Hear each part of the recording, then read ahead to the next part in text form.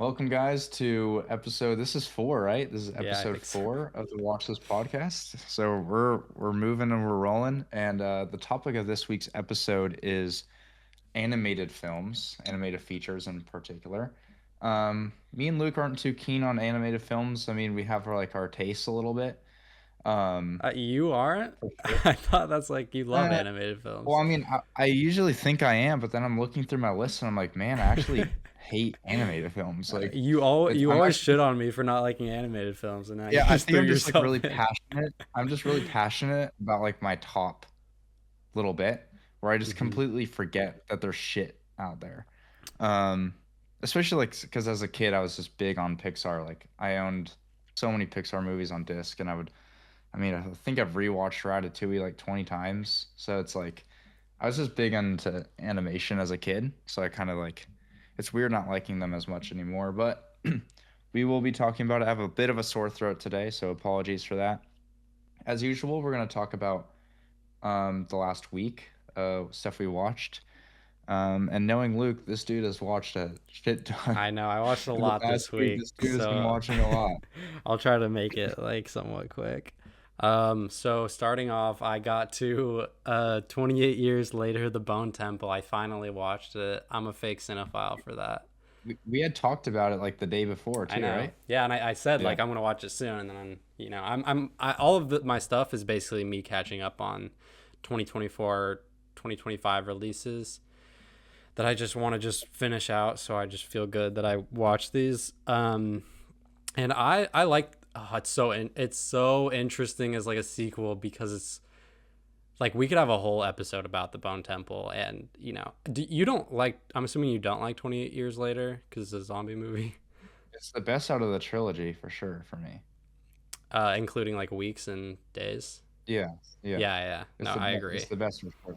And it's better than the Bone Temple for sure, in my opinion. We could do once I watch Bone Temple, maybe we could do a 28 Yeah, we could. uh episode. That would be cool.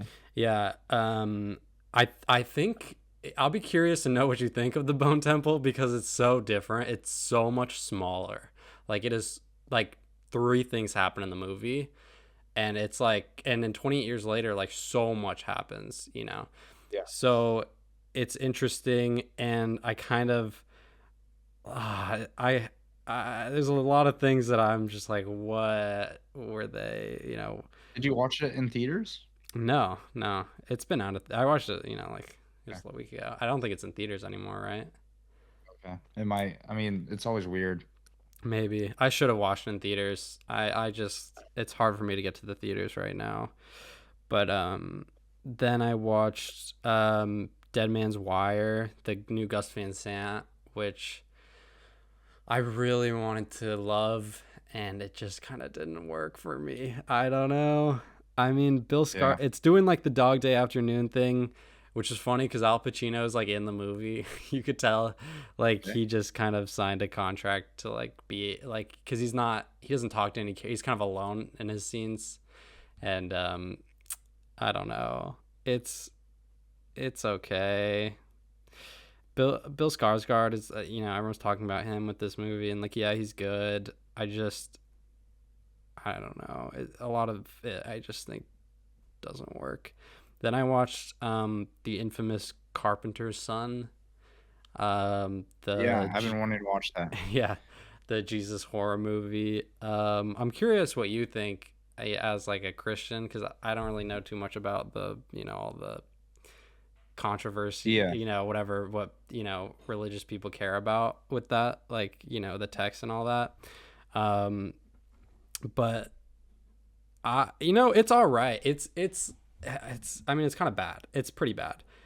It's a pretty bad screenplay. Like that's just like um there's a lot of like lines where it's tough to watch, and it kind Nicolas of Cage is on a roll right now with like these weird horror movies. no, I fuck with his career though. Like I know his it's career. He knows what to pick. Like he has yeah. definitely a lane he's going down.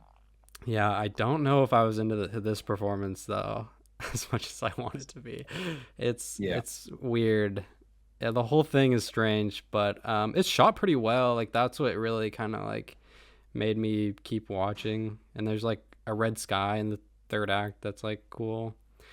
Um, but yeah, anyways, then I watched Father, Mother, Sister, Brother, the new Jim I wish Jarmusch. I watched this in theaters. I know, me I too. remember seeing a bunch of stuff about it, like the green screen's like awful, but like it adds Okay, like a little element of coolness. Like I yeah, I liked it in the liked it. trailer. I liked it, Yeah, and it's weird. It's definitely, but it's like it's such like a.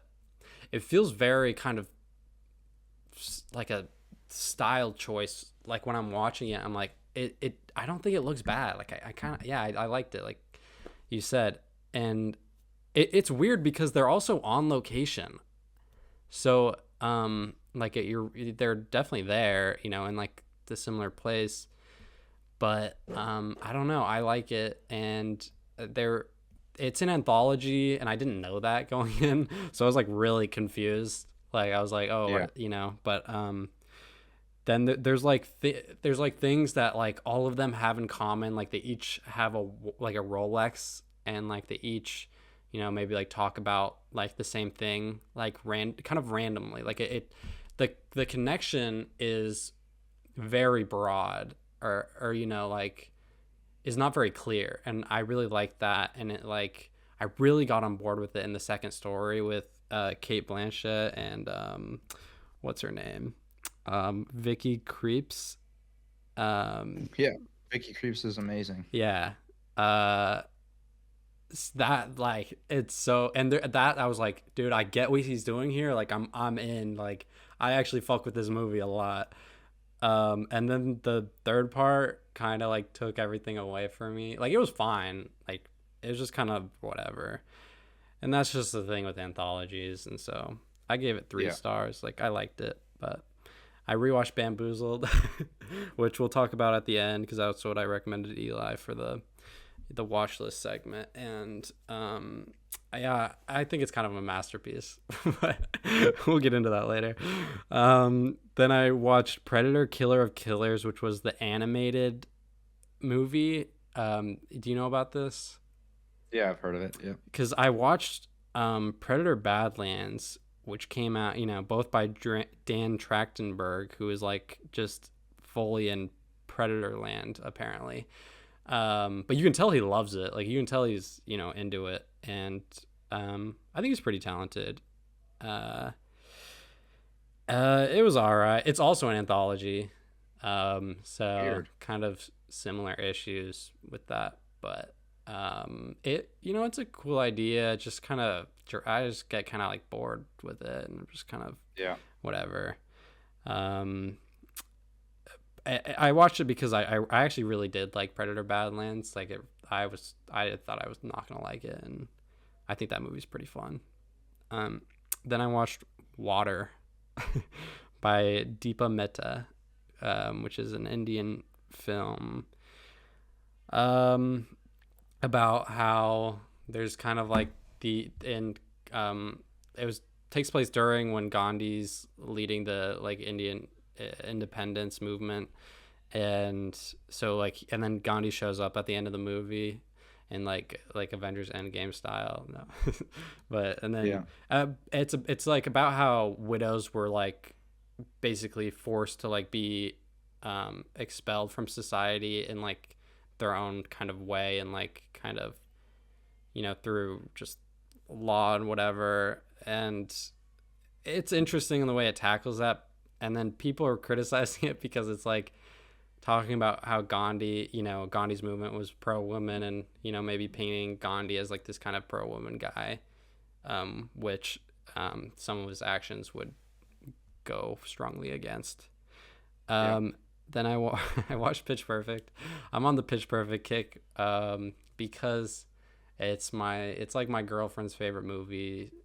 So finally she convinced me to watch it, and it's really bad, I think, on like a lot of levels. I I also agree. think we could do a Pitch Perfect episode. Like all three. I just watched it this year for the first time as Oh, well, really? like in January.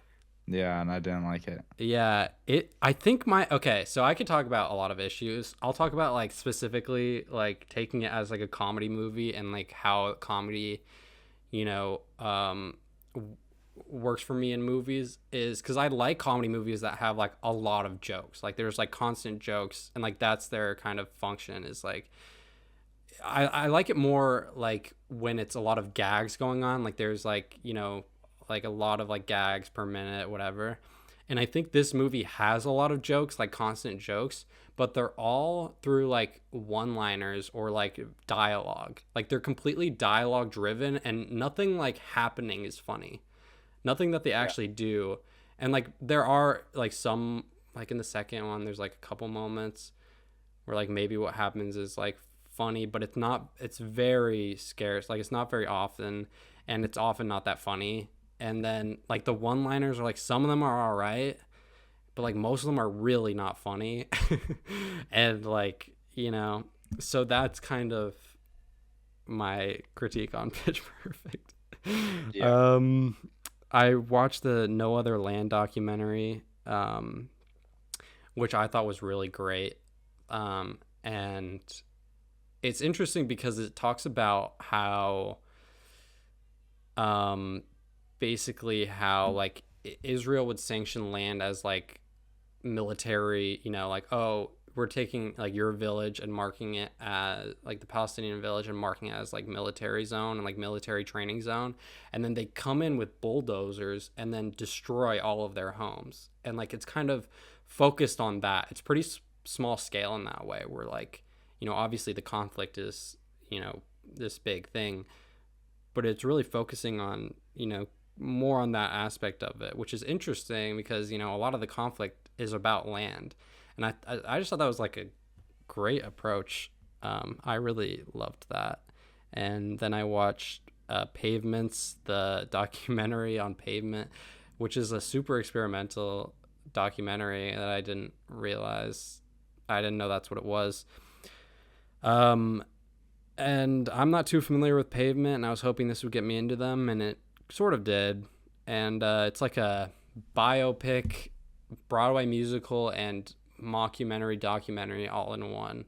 So pretty weird. It's pretty long, and it's kind of a drag in parts. So, but I mean, I liked it. I was scrolling Canopy today and I saw it, so I added it to Yeah, my watch list. I It's like, oh, I didn't know this. yeah, I watched I it was on there, so Canopy. I'll watch it soon for sure. Oh, cool. Yeah. I watched Pitch Perfect 2. Again, kind of same thing.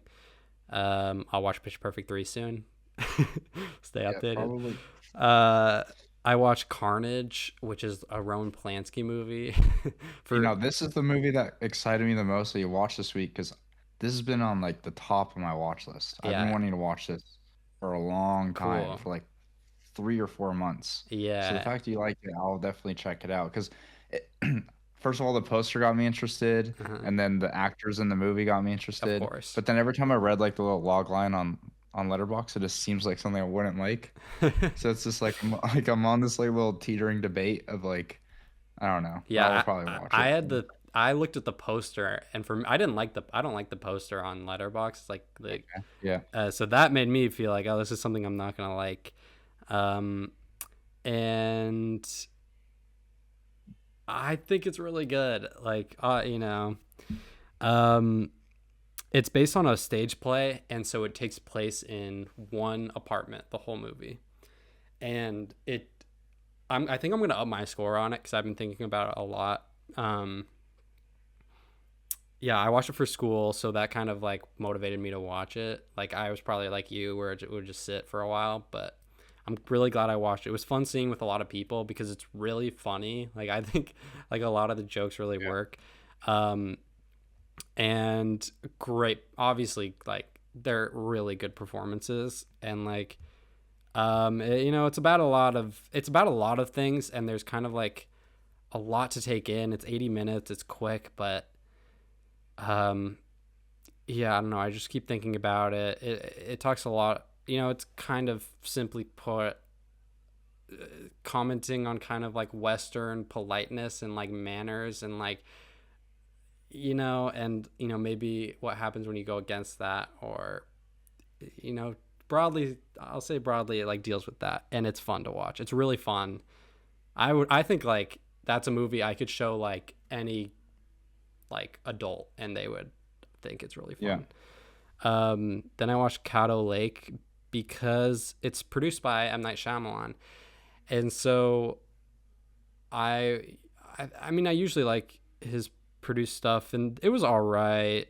I was just kind of not into a lot of the first half, and then there's the second half like picks up and it's doing this thing that I also thought was like kind of predictable. It was fun though, but it just didn't totally like work all the way for me. I know there's like a lot of people that love this movie. I don't know, wasn't my favorite. Last night I watched Happy End. I think, I've been wanting to watch this, dude. oh my I've been wanting to fucking watch god, Happy. dude. Let me speak. Because I really hope people listen to this and watch this movie. It's a feature debut film. It is so incredible and like tackles so many different things about kind of, it takes place in near future Tokyo, and it's made by a Japanese American. He's it said he goes back and forth between like New York and Japan, and it feels very like it feels very embedded in American politics as well. I'm sure Japanese politics. There's a lot about like immigration there and kind of like uprising of technology and the effects that have, but it focuses that on like younger generations and kind of maybe how that affects the younger generations and which way that makes Yeah. people go. Um, it's shot beautifully. Like there's compositions in this movie and like lighting stuff that will just blow you away. And there's a really great piano score that you'll love because you like Okay. that. Yeah, that makes me Um, excited.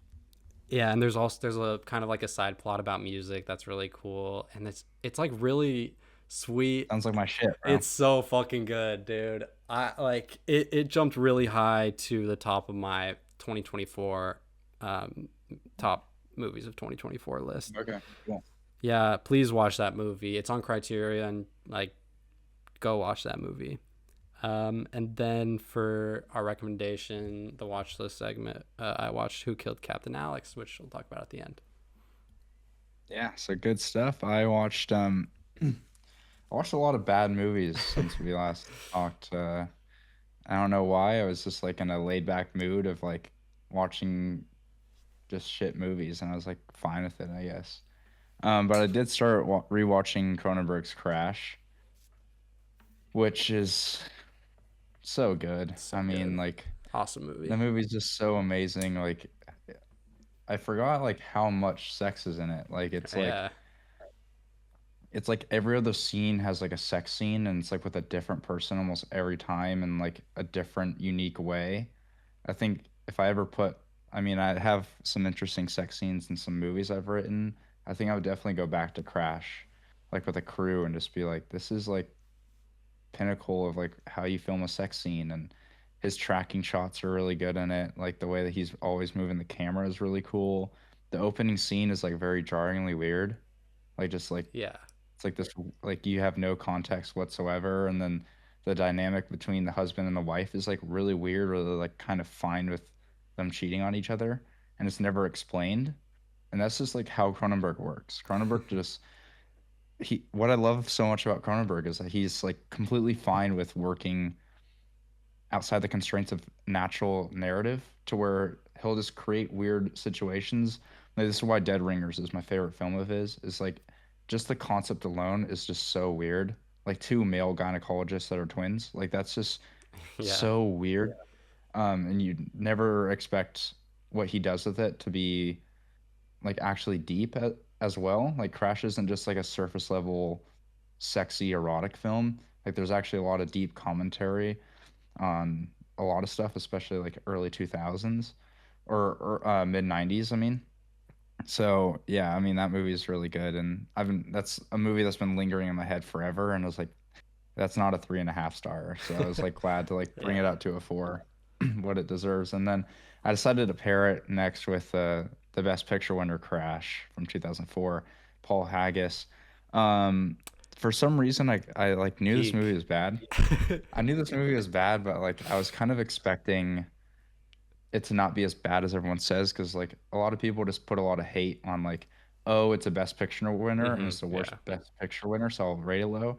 Now they're all right. It's It's that bad. insane. Like it's not bad because it's a Best Picture winner. It's bad in general. It's very, very racist, like surprisingly so. Like to where I'm like, I was like yelling. Like I watch movies now with my windows open, and I was like hmm yelling at the screen of like, how is this allowed in movies? How did this win Best Picture? Um, yeah, and it's also just like it's tackling way too many characters to where like it's like 2 minute scenes, and it goes to another thing, and then 2 minute scenes, and then I was kind of expecting like the end to where it all ties together to like be satisfying at least to be it's like where we earned it, and it's like no, it's so dumb. It's not a good movie. It really made me appreciate Cronenberg's Crash a lot more. There, the better Crash. the, Hot take. the better Yeah. Crash for sure. Yeah, it's really bad. Actually, when I first started it, the music in the opening like credit sequence was really good. And I was like, okay, I'm gonna like this. That's the best part of the movie, the Yeah, opening credit sequence.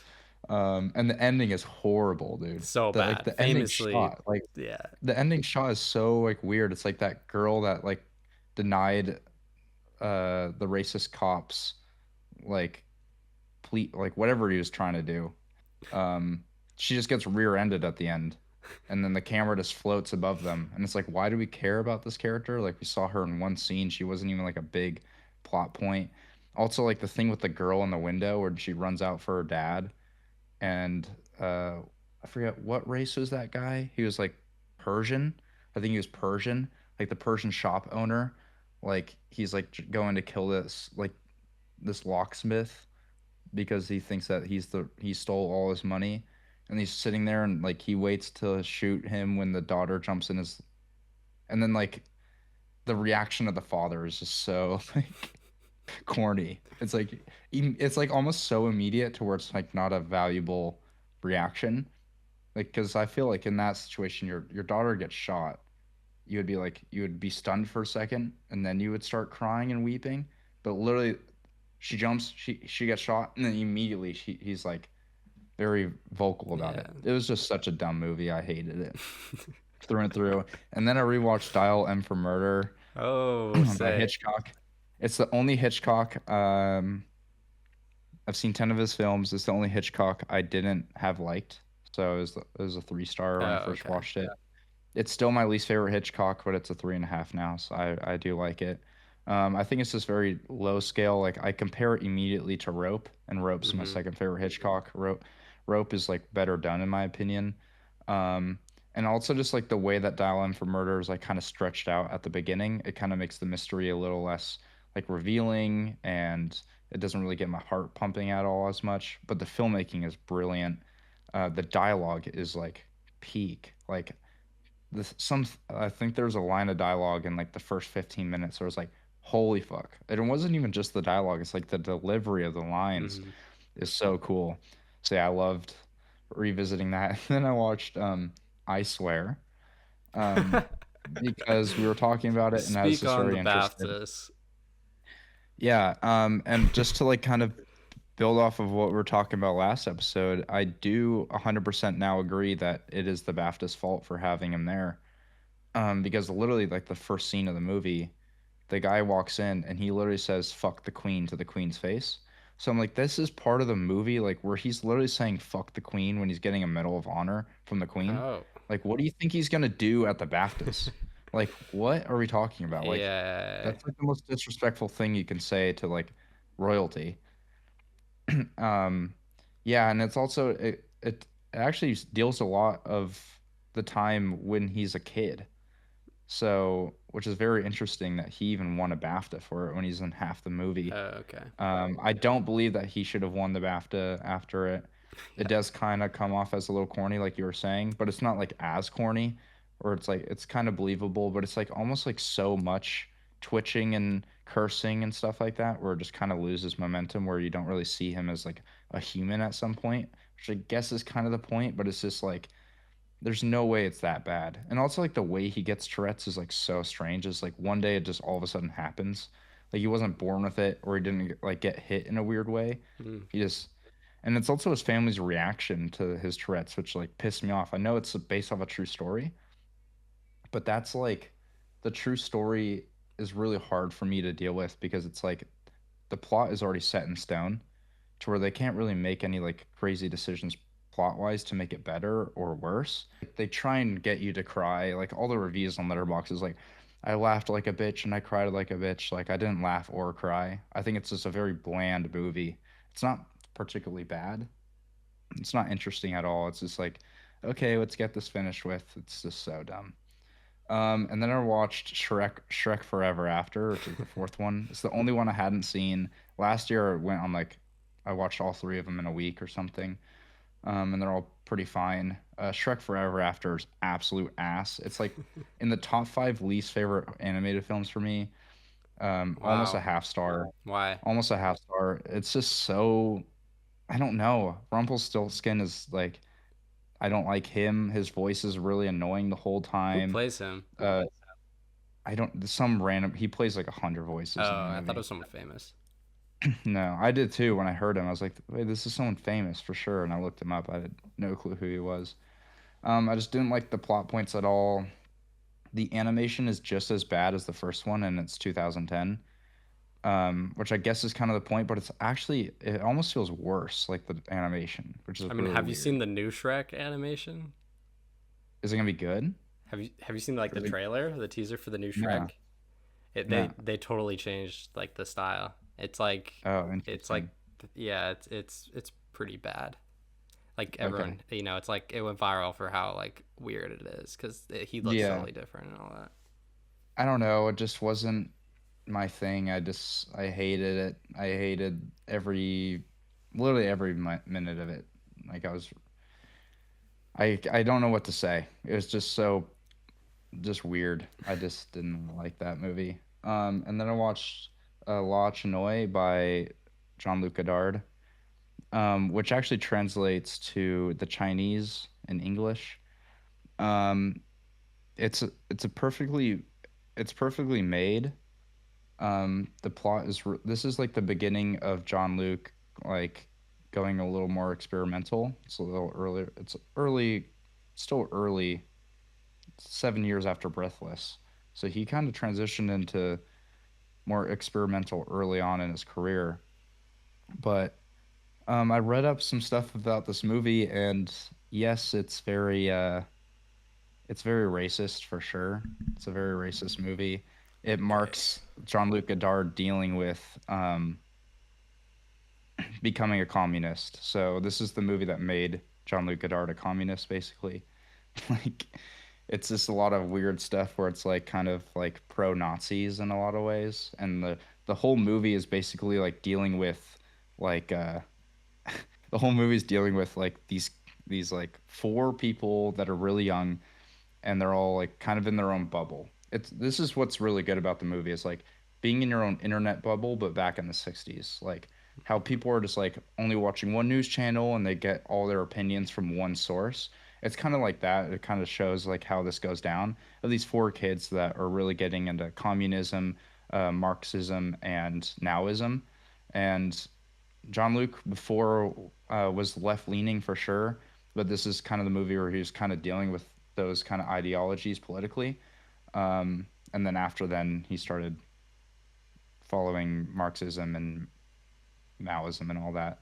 Um, I think it's like it's cool that it deals with that bubble thing because it's all about these four kids just kind of they're yelling the whole movie basically, just like a lot of political chants from books that they read. It's like one specific red book, um, and it deals with them starting to do um, how do you explain it?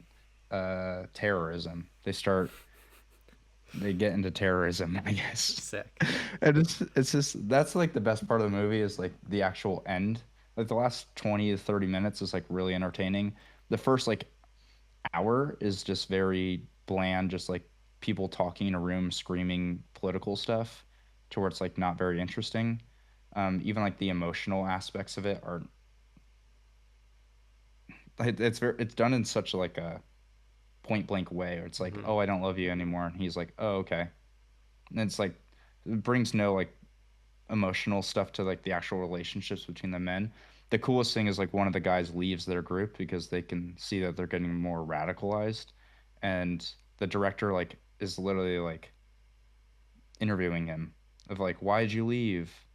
And he's like eating toast with jam and talking about them and like, yeah, I haven't seen them in forever, I hope they're doing good, but I didn't like their ideologies. Then it cuts to the camera filming him. It's like a lot of cool like fourth wall break stuff. But yeah, it's just very, it wasn't the most entertaining Godard, and I had a few problems with the political stuff as well. I watched Inside Man by Spike Lee. Right. um I don't like it. It's just very like cookie cutter. I don't. It's not cookie Really? cutter. I won't say that. Yeah. The I'm whole backing off on yeah, that. because people say It's it's totally different. yeah. Like, It's not cookie cutter. It's just not very. I don't know. It just didn't do much for me. Like as what I was expecting it. I was expecting like okay. a really cool bank heist movie, and a lot of the reviews were like, "Oh, this is a very smart bank heist. Like he did super well," but it just I didn't really care for like what Clive Owen was like going for as a character. Like I really could care less. Um, I don't know. And the coolest thing for sure is that like shot of Denzel after the hostage is killed or whatever, and like it's like they put him The on a standing track dolly. shot. Yeah, the standing dolly. Like that shot is really cool. Yeah, of That course. woke me up. I was like, oh okay, that's cool. The rest of the movie is like very meh for me, so I think it's Did you a like the little below twists? average. Nah, Really? nah. Like I just don't know. I didn't feel maybe I just wasn't engaged enough, Just but it's didn't also work. like I have something I really like Spike Lee's like political stuff Mm-hmm. with like more race stuff. Right. And so this is like more like Yeah, yeah. blockbuster try hard type stuff. So that's why I like Malcolm X and Do the Right Thing are like peak cinema for me. And then this is like a whole different turnaround, so I didn't Mm-hmm. really love it that much. And then I watched Bamboozled right after that. Did like a Spike Lee double Spike feature. Lee, yeah. We'll talk about that later. And then I just watched The Kid with a Bike, another Dardine brother movie. I was like, Oh yeah. I need to get back on their Dardine brothers. It's so good, dude. The movie is so good. Dardine, the brothers are they're Belgian, but all their movies are in French, and it's like how do I explain them? They're very simplistic. Like their cinematography isn't too flashy. It's like kind of early 2000s type of filmmaking. Nothing too much is going on. You're really just following your characters, not crazy acting. There's nothing that like stands out, but like all of their movies like kind of creep under the skin of you, and they like kind of linger immediately. Like as soon as the movie finishes, like whoa, like everything kind of hits you at once at the end of like, oh, this is what I just saw.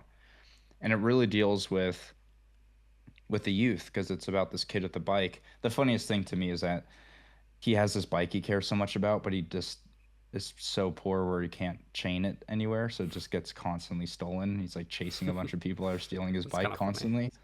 Like he'll just go into his house for 5 minutes and he'll come out and they're stealing his bike. It's like just hilarious. Like, Silly. but it really deals with like it begins with like him trying to find his father because his father left and he's been in this foster home for a month, and his father said he's going to come back after a month, and he can't find his father. And when he finally finds his father, the coolest thing is like the kid is like, there's like a lot of hope in his eyes of like, I want to find my father, he'll take me back. And then the moment his father he meets with his father, and his father's like, I want nothing to do with you. Everything just kind of hits him at once, and it's really devastating. Um, but this hairdresser kind of takes him in, and he's like a troubled kid because he just found out his father wants nothing to do with him, and he's very lonely. He has no friends. He has no family. This hairdresser will do anything of her power to like look past his like adolescent anger that he's dealing with in the present moment and take care of this kid because she cares about him. She knows what he's going through. It's really cool how she's able to rehabilitate him as a person at such young of an age to like turn him from anger to forgiveness. It's a really great story, and like he kind of gets into the wrong crowd because he's like fiending for like togetherness with people his age, and maybe the kids he ends up being with are a little older his age, and he'll do anything that they want him to do, which ends up getting him in trouble. But he learns from that, and it's like just really cool to see everything just tie in together. It's a great ending too. The ending is amazing. So the Dardine brothers are really interesting. I would definitely want you to check them out Yeah, at I some need to get point into them. because they're so good. It's like very simplistic stuff. But yeah, that's what we watched this week. We're gonna dive straight into because we're on a little time crunch. We got an hour and a half left on time crunch, so we're gonna go right into the bracket that we built up today, which Yep. is based off of animation. So I kind of similar to last week. I kind of made like just a random list. I kind of looked at Luke's stuff that he's watched and kind of did some stuff that we're kind of.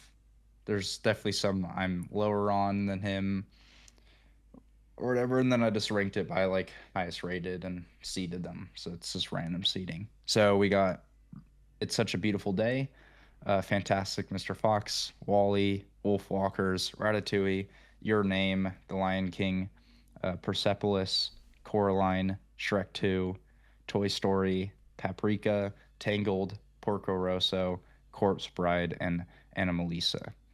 So we got the 1 seed versus the 16 seed. It's Such a Beautiful Day versus Anomalisa, which I think is already a really hard matchup for me because I like these movies dearly because they're kind of both unconventional Yeah. animated movies. Especially It's Such a Beautiful Day. That movie's all on stick figure, hand drawn stuff by Don Hertzfeldt, who I love. Don Hertzfeldt. Um, he needs to make another feature. I love his shorts as well. Like his shorts are amazing. Um, he's got such a cool tone. And Anomalisa is a Charlie Kaufman film. Um, that's very mature for an animated feature. It's Yeah. stop motion. It's very mature for sure. And it's got this really cool vibe of like a hotel room kind of one night kind of situation, which is really cool. Um, so yeah, I like these both. What are your opinions on these? Yeah. I like them both. I mean, I think It's Such a Beautiful Day is like all right. I know like people, talk about how emotional that, makes them and everything, and I didn't totally get hit the same way, but like Don Hertzfeld is, definitely a unique filmmaker, and so it was like interesting to see like his kind of style, animation style. Anomalisa though, I really I really fuck with. Like it's weird, and it's like I think it's kind of perfect for Charlie Kaufman. Like that's kind of I want. That's what I want with a Charlie Kaufman movie. Is like I like that he's doing the stop motion thing, and like you going into the animation and kind of like yeah being a lot more mature, and kind of the protagonist is like this like depressed loner kind of He's guy. always traveling. He's always traveling. He's in all these hotels. He has this Hmm. specific uh thing he does at every hotel. Like he has this like stuff. But I mean, I love that movie. It's definitely like a certain vibe. Like it's definitely like a night movie. Yeah, I would yeah, never watch that movie definitely. during the day. Yeah, yeah. I would go with um, Anomalisa personally. okay, yeah, I think I would agree. They're very close for me. Hmm. It's Such a Beautiful Day is I actually didn't like it the first time I watched it. Then I rewatched it. I was like, oh, okay, I get it. It's still Hmm. not like, whoa, this is a 4.4 average movie. Oh, is it Um, a 4.4? oh yeah, it's in the top 100, I Oh think, for shit. sure. Okay. Yeah, it's like very loved. Okay. Um, Sorry. I like his short Rejected more than the movie. Yeah, I've heard Like people say that. Rejected is so good. But I do want to give It's Such a Beautiful Day its flowers because it is so unique and singular to where you would never expect a movie like that to work. Um, it's and it contrary to you, I feel like it does get to some emotional parts, and I just love the narration. It deals with human condition really well, of like kind of interpersonalizing everything, like just just walking down the street.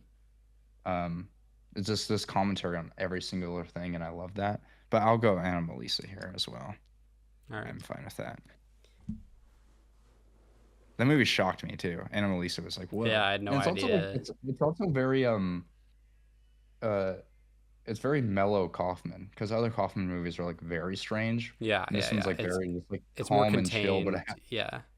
but it has those themes still at the same time, Yeah, which is cool. for sure. He's able to contain that. This one's very interesting for me. Persepolis versus Coraline. Yeah. I read the Oh, comic cool. book Persepolis in Is high it school. better? People say it's better. No, I think the movie's better. Okay. Because I think the movie what I like so much about it after reading the book is it actually translates the animation style perfectly. Mm. Like the animation's the same in the book as it is on screen, and it has the same story. It's basically just translating it into motion picture format, Mm-hmm. and it does it super well. Where it's not like, oh, the book is bad. Like the book is still amazing, and it deals with great political stuff as well. Um, I love the movie. I love the shadows in it. I love the animation style, which is super unique. Um, I prefer it over Coraline for sure, mostly because Coraline to me, it is probably one of the scariest movies I've ever seen for sure. Coraline is absolutely horrifying, especially for a PG movie. Yeah, Um, yeah. Definitely it scares me traumatized as an me as a adult. kid. It scares me as an adult Yeah, too. no, it's Like pretty creepy. Like, it's very creepy. ugh. It doesn't sit well. I just think Persepolis with the political stuff, the voice acting's great. The translation from the book to the movie is like flawless. So So I would go you're a big Persepolis fan. here. Yeah, I'm a big fan. I Okay. mean, I both have them. I have them both at a 3.5. Mm. I dig Persepolis more as like as time goes on more than Coraline because Coraline's more of like, oh, I watched it as a kid. I'll revisit it as an adult. Okay, it's still good, you know. Whereas Persepolis, I watched it as an adult and it's like, oh, I mean, I was 18. What is an adult? But like, um, yeah. So I'll go Persepolis here Yeah, personally. I mean, I wasn't like big on it when on Coraline when I was a kid. I remember like just I think I was too scared of it, so I just didn't mess with it. But Yeah. then so kind of like different from you, I revisited it as more of an adult and loved it. Like I really love Coraline and Persepolis. I think was interesting. I wasn't into the animation style. I haven't read the book. I don't have like a big problem with it, but it wasn't my favorite. Like I Yeah. much prefer stop motion. Like that's probably my favorite animation style. Yeah. Maybe I don't know. Um, and so I would go Coraline, but I don't Okay. know how we're gonna decide. We do like You want to do a coin toss or do you want to let's think about the next round here. Do you want to pin two stop motions up next to each other and see how that pans out, or do you want a little diversity? Or we can do we conflict. could go. You know what? Uh, Persepolis is chill. All right, we can do it. Okay, let's do Persepolis. Let's do Persepolis. Read the book, Luke. It's like you would read it in like 2 hours. Yeah, it's short, right? It's so short. It's a comic book. Okay, we got Ratatouille versus Paprika. Paprika is by Interesting. Satoshi Kon, who I love. R.I.P. That dude died way too early. Like Oh yeah, Satoshi Kon, I actually was like interested. It's like he died so early, he died in his 40s. I looked up how he died. He died from cancer. I was like, dang, bro. yeah. Like I was for some reason I was expecting suicide based off of like what his movies are. Like surprised Fair, he didn't yeah. commit suicide. But Paprika is nuts, dude. I mean, it's the major influence to Inception. Mm-hmm. Um, obviously, uh, Satoshi Kon's been reinvented by like American cinema many times. Like Perfect Blue is a great example of that. And Ratatouille is like a classic I mentioned earlier. I've seen it like 20 times. It might be Right. the movie I've watched the most in my life. And Wow. I rewatched it late last year. It was a 5 star for the longest time. It didn't hit me. It didn't have that nostalgia factor like I was expecting it to. So it's down to a 3.5, as well as Paprika is. Um, I don't know which one is better. I think I would have to give it to Ratatouille over Paprika only because like I'm more familiar with it. I've seen Paprika 3 times, but I like every other Satoshi Kon better. Maybe except for Millennium Actress actually. Um, but I would go Ratatouille here just because it's like Pixar knew what they were doing there. I'm glad that they didn't touch it again. There's no Ratatouille 2. They know it. They're at least smart with that. Yeah, Like, that's interesting. thank you For God for not now, doing that. Yeah, for now, I but think like it'll happen. probably at some point once they start running out of ideas, Yeah, it's gonna it's gonna they'll be like, oh, what movie have we not made a sequel of? Ratatouille, but show him old or something. yeah, Like it's just exactly. it's I gonna be think it's bound dumb. to happen, but Yeah. um, But Ratatouille also the cool thing about Ratatouille versus Paprika, they're both amazing movies to watch high. Like I watched Ratatouille with my Ratatouille, roommate really? high. Because of Oh, the food? Ratatouille high? Yeah, dude, there's a sequence when Remy is cooking up in that Right, soup, he's right, dancing yeah, and it's all colorful. And me and my friend were all just on the couch like, oh my God, we're so hungry right now. Let's order some Taco Bell. yeah, Like just it's so and Paprika is just like a mind fuck of right. a movie. It's really hard to understand. Paprika is very hard to like what is going on right now? Hmm. I think even after a rewatch twice, like it's really hard to discern what the hell is going on. But yeah, I like Yeah, them both. which is cool. Yeah, I haven't seen Millennium Actress, but Paprika is my least favorite Satoshi Kon, who I also love. Um, yeah, I'm not a big fan of Paprika. I was, yeah, I don't know. And I mean, I actually had a similar thing with Ratatouille where, like, I remember loving it as a kid, and I probably rewatched with friends like some years ago, and I was like, oh, it's cool. Like there's parts of it that are cool that like, obviously, and the Paris stuff and the food and I love the critic. He's a fun character. Um, but I have them both at 3 stars. I think I would give it to Ratatouille though, actually. So I agree. I yeah. think one thing I noticed about Ratatouille at the end though, like as someone who's gotten more into film, is towards the end, it's when the critic is sitting down and he's waiting for the meal, and Remy starts narrating over um him leaving, and he goes, he stands up, he thanks us for the meal, and he Okay. leaves without a word. And I was like, oh, it's such a good screenplay, surprisingly. Like I've read the screenplay. I'm like, this is a good screenplay Oh, cool. for an animated film. I was like, this is pretty cool. Okay, next, I have both these movies also at a 4 star. Tangled and Wolfwalkers. Tangled to me Oh, is really? like Tangled is like the pinnacle of like just feel good movie. I think it's like the perfect princess movie to where it's like not too pretentious of a princess, where she's like kind of like a tomboy in a way. And Flynn is sexy as hell. The actual plot of Right. it's pretty cool. Um, it was my ex-girlfriend's like favorite movie, and I was like, you know what? That's not a bad pick, honestly. It's like not the worst animated picture you could have picked. Um, yeah, and I like love the idea of Rapunzel. Great animation with the lanterns at the end. I like there's cool like action sequences as well that I liked, like especially with the chase scenes as well. Good music too. It's got kind of funny as well with the Cupid sequence. But Wolfwalkers is like, man, that's a good movie, dude. Like the animation that they're doing over in Ireland is is so good. Like Tom Moore is like probably becoming one of my favorite animated directors. Like he's one of the few directors you can tell where the direction is going. Like where you can see that what the director is going for. Whereas a lot of animated films that kind of gets lost in the sauce. Um because it's like we were talking about, like there's not much like the camera movement is all digital and stuff, you know. They get to choose what they do. But the actual choices that Tom Moore is doing is amazing. I love what he's doing. This is a toss up for me, so I'll give this one to Really? you. Okay. Okay, I watched Wolfwalkers a long time ago when it was nominated for an Oscar. Uh and I was not into it really. I don't really remember much of it. I think I was just kind of Yeah. bored. Um but I remember the animation being cool, and like I remember like I was kind of into it, but I think I don't know. I was probably just stupid. I was stupid back then, so maybe it's a great movie. I don't know. Yeah. Tangled, obviously, like we probably grew up, like with that.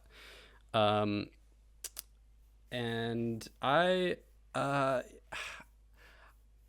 I tend to not really care for the kind of like 3D animation Disney, like all that stuff. Like I usually like that a lot less. I think Tangled is definitely one of the better ones for sure. Of Mhm. like Yeah. even just it going off of like in terms of animation. Yeah. Um, but I'm also not crazy about it.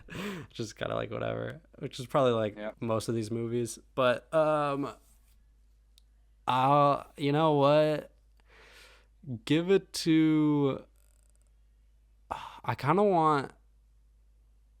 All right, I'm gonna go Wolf Walkers. Yeah. Cool. Great movie. That'll be a rewatch for sure for you. Yeah, That's got it. probably Homewor's should. amazing, dude. Okay, we got round of 16 over here.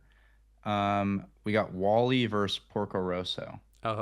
Both Oh, amazing movies, yeah, dude. this is Like, a good one actually. yeah. So Wally to me is the best concept Pixar has ever had, especially with the limited dialogue. They do Yeah, super well with it. that's That's that's what so takes it rare over. for like Yeah, an animated film. Like, and it kept kids engaged, which is yeah. so cool. Um, and it's kind of political too, with like Oh yeah, of course. for sure. Yeah. And I love the 2001 reference too. Like that's really it's done well. The robots are all really quirky. The music's amazing. It's a very whimsical movie. The romance is like fleshed out, and it's really cool seeing two robots fall in love. I love the scene Um, where is it Eve? yeah, Eve and or Wally. Eva, Eva? Eva, Eva, yeah, okay. They're like in space, like holding hands together. Like, you know what yeah, I'm and they're talking they're about? using they're Yeah. using the fire extinguisher to move Yeah, throughout. yeah, And the sound design there is yeah. so Yeah, good, no, dude. the You just animation, hear, the sound, it's oh, it's so it's good. it's really great. Like that's probably the best Pixar scene in their whole in all of Pixar. Yeah. And I just love the fat people and like Yeah, the the little fat side people. plot, the fat people falling in love and yeah, it's really and like the talking about the plants and then I love the captain's character too because like Hmm. he's kind of in this bubble of like Earth is uninhabitable, like we should just stay here and just get fat together. And then he starts learning about Earth and then he's like, "Oh, we should go back." Like we need like he's actually like a good character Yeah, that's not just like out of it yeah, where the yeah. wheel actually has to do stuff. Good ending too. I really like the ending. Yeah. Porco Rosso is peak Bro, Miyazaki. Like it's so good. Porco I love Rosso is Porco the most Rosso. underrated Ghibli movie. I agree. I agree. It's so damn Yeah, good. it's It's like so it's good. almost a 4.5 for me. The plane sequences are super cool. I Miyazaki love and the pig. planes, man. Yeah, it's so good. I Um, love it. Like that little beach this they're is really on. this is really hard for me. Like these are like top tier 4 stars for me. Um, I think I just kind of have to give it to Porco Rosso I agree. merely off the sense that we have other Pixar's in there. Um, we have Ratatouille already. Porco Rosso is underseen for sure. Everyone knows Wally. Everyone knows Wally's good. Like Yeah. it's very rare I ever hear someone dislike Wally.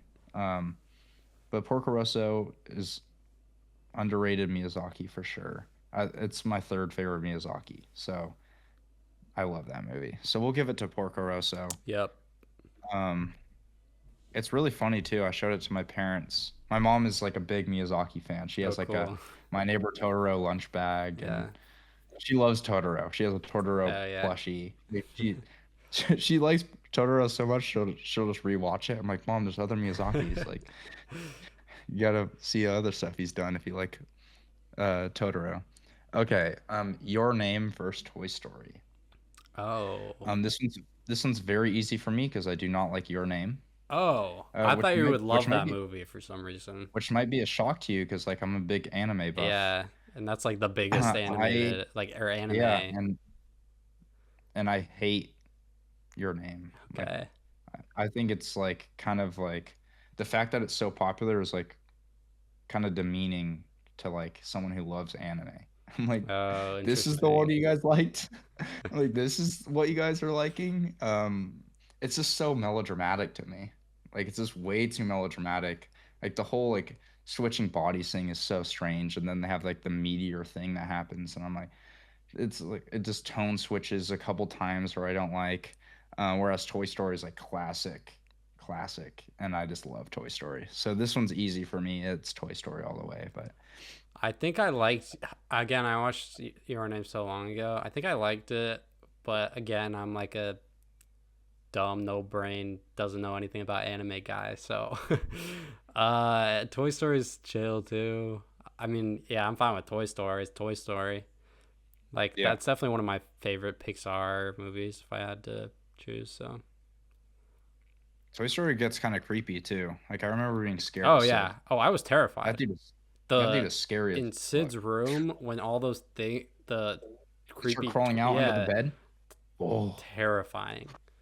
yeah, yeah. And I Yes. also love the like the thing with the aliens and like the arcade. Like Yeah, that's yeah. like a cool little vibe.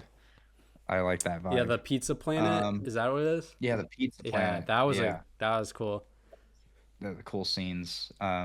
And they're just like iconic characters too. Like everything's pretty cool Yeah, about of that. Cool course. concept as well. It's early. It's That's their second movie they made, right? I Because think they it's her made first. Bugs Life or first. Oh wait, was Bugs I Life always first?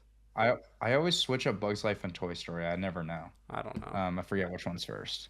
Okay, we got The Lion King, which is like known as to be one of the best animated films ever, versus Shrek 2. Um, it It was Toy Story. was Toy Story. So Toy Yes, Story was first Pixar. Okay, cool. they killed it. All right. Yeah, Lion King versus Shrek 2. Ooh, This one's hard. I'm gonna fight. Fight for who? This is actually the best This is matchup. good. This is I'm good. going Shrek 2. I agree. I'm Oh, going Shrek really? 2. Okay, I thought you might not Yeah. like it because at the beginning you're like, No, oh, they're all right or something. no, Shrek 2 is peak. Yeah, Shrek 2 is like one of the funniest movies I've ever seen. yeah, It's very adult. Uh, Rewatching it as an adult, it's like, whoa. yeah. They're so fun to Like, rewatch now. I think that's yeah, why yeah. I like the Shrek movies so much, just because they have that element. They're famously have that's what they're kind of known for is like that's the movie where they had the jokes for the adults. Yeah. Yeah, I think it's Shrek 2. I mean, Lion King's great. Oh yeah, Like, Lion King's great. It's very, but I think Lion King gets into like the musical part of it, of which course. isn't like kind of docks it scores for me. Like, um, but I mean, it's good, but it's not Shrek 2 good because Shrek 2 is like it's Which pushing also so has many some great boundaries. music. It does, but it's like popular Yeah, music, yeah, and they're like it's so.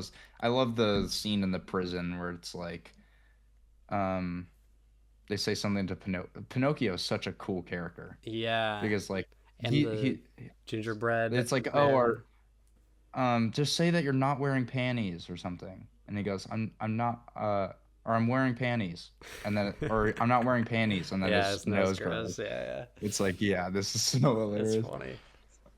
Okay, the last one is Corpse Bride versus Fantastic Mr. Fox. Both we got a lot of stop motion in here. Ooh. And I famously hate Corpse Bride. Okay. I have it at like a 1.5 star. Why? I hate that movie. I don't All right, know. just Like not I just on did its not like. wavelength. I watched it during the horror movie little stint Mm. in October I had. Um, I just did not. I like Tim Burton decently. Like I'm not like in love with him as a filmmaker, but Okay. like Corpse Bride just I just wasn't into it at all. And like Fantastic Mr. Fox, I also rewatched that pretty recently and went down from a 5 to a 3. Oh, So like damn. I'm not big on Fantastic That's Mr. a Fox huge. anymore as well. But I will go Fantastic Mr. Fox here. Um.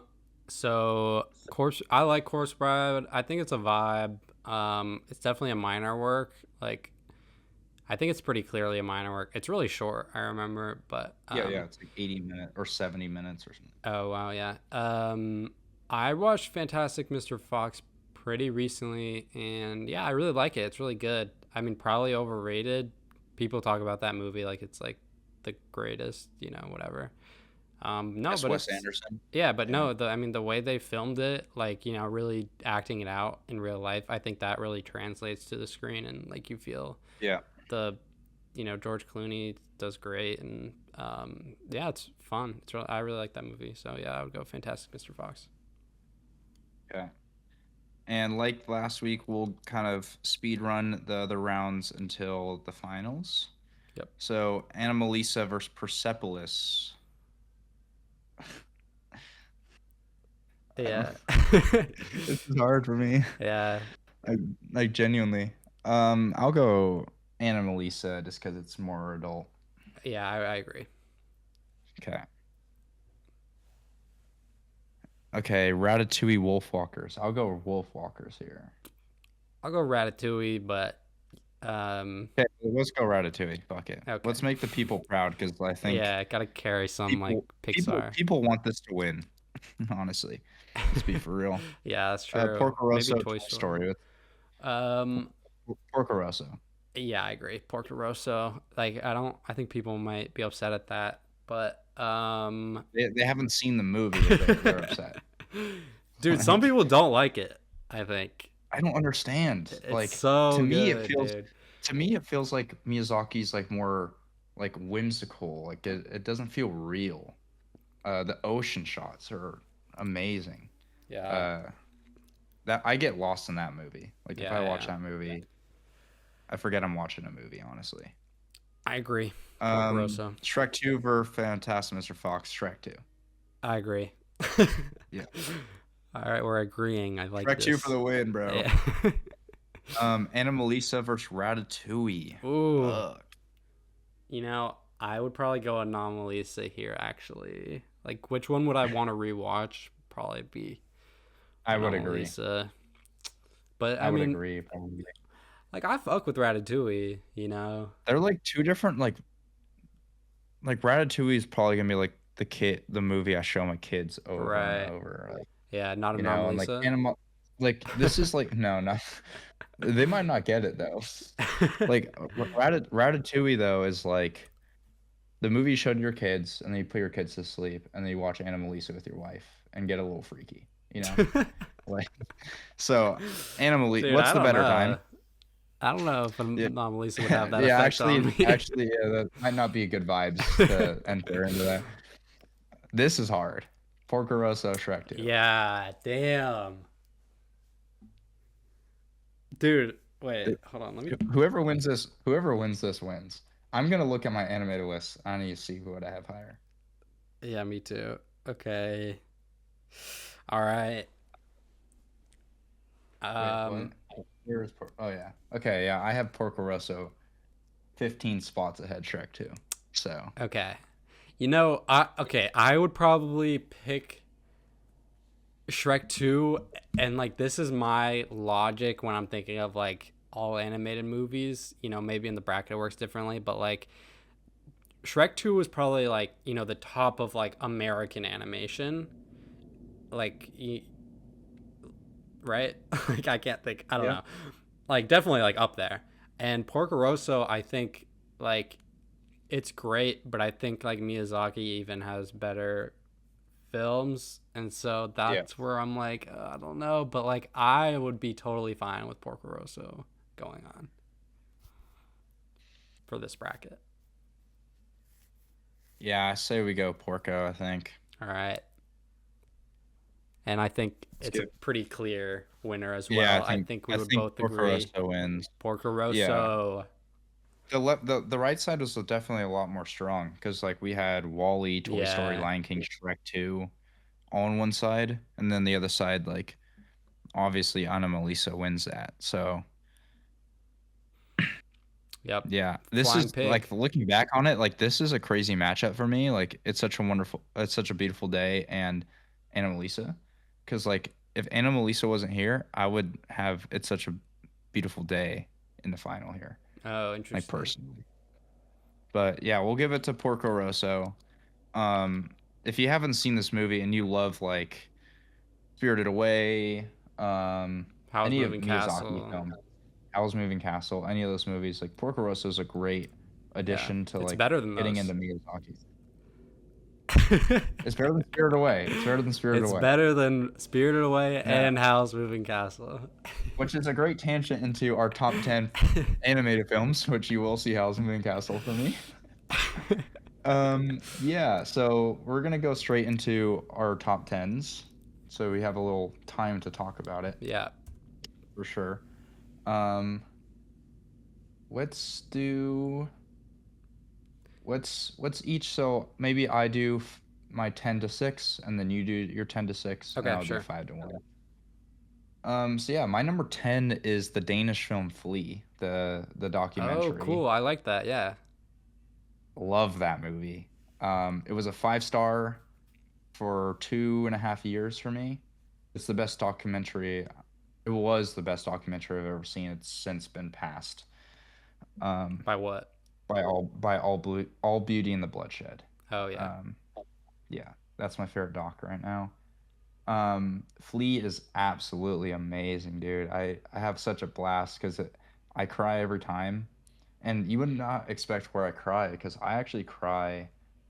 It's r- at the end of the film. I'm gonna put spoiler because I want to tell Luke why I cry in this movie. Um, so basically, the scene where he's older and he's Mm-hmm. with everyone in Denmark, right? And they start talking like, "Yo, when are you gonna get a wife? When are you gonna get a wife?" And he's just kind of silent about it. And then his uncle kind of clocks it that he might be gay, Mm-hmm. and so he kind of gets makes it seem like he's in trouble. He's like, "Yo, let's go to the car," right? Because they're in their country, like being gay is bad, and that's mentioned many times before. And so they're taking a drive, and he gets out of the car, and he's like, they go to a gentleman's club basically, or like a gay bar basically, Right. and he gives them Yes. money. He gives them money, and he says, "Go have fun." And then Veritas Quo by Daft Punk starts playing, and right when that song hits the peak, like the moment that song blows up, he enters the club and he sees all these gay people dancing, and I just start weeping, crying, because I'm like, he finally is like free to be who he is, and I'm like, wow. And Yeah. I'm getting goosebumps thinking Yeah, about I it know. because That kind of gave me it's so goosebumps. that scene is so good Yeah, because that's it's like powerful. it's really powerful stuff, and it culminates to like getting out of that country, which was so toxic at that time, like and all he had to go through, holy shit, like he had to go through so much stuff, like going through that sickening boat and then having to go all the way back home to like back to Russia, and then like finally making it to Denmark, and like he has nowhere to be. Like he's like, where do I go? Because all his I think his family was in Sweden or something, right? They were in a different country Right. and then Yeah, yeah. he got dropped off in Denmark. So he's like, where am I supposed to go? You know? And then he's finally able to be who he is. Oh, and that last shot, the last shot where he's finding a house with his fiance, and they're walking through the house and they go through the backyard, and they're like, "Oh, look at these trees," and then it cuts to a real footage of them walking Oh, through the tree, and I'm like, "Oh my gosh!" When it cuts to like a reel, I'm like, "Man, this movie is so good," because it like it gets emotional, it gets funny, and it's almost told in like a very lighthearted sense, but it's also I just love how they did it in animation. Like even the interview scenes, like they're filming that and they're just animating exactly how because it looks like humans are moving, basically. It's kind of like Walking Life by Richard Linklater, but I haven't seen that movie. yeah. Um, where they're So kind it's of animating rotoscope. over. Yeah, yeah. Yeah, I was gonna ask It's that. like that. Um, and it's cool because like you can tell he's having trouble talking about his experiences. Like at some point he's like, I just have to stop. Like let's do this in a couple months. I'm not ready to talk about my father. You know, that movie is just so emotional for me. It's a great story, and it's done in such a small scale time. It's a blast, and it makes you cry at the end, and it's also getting you informed about the world too. It's like does so many good things with it. And then number 9 is Akira. Mm-hmm. I think it's one of the best looking animated films. It's the movie that put anime on the map in the 80s.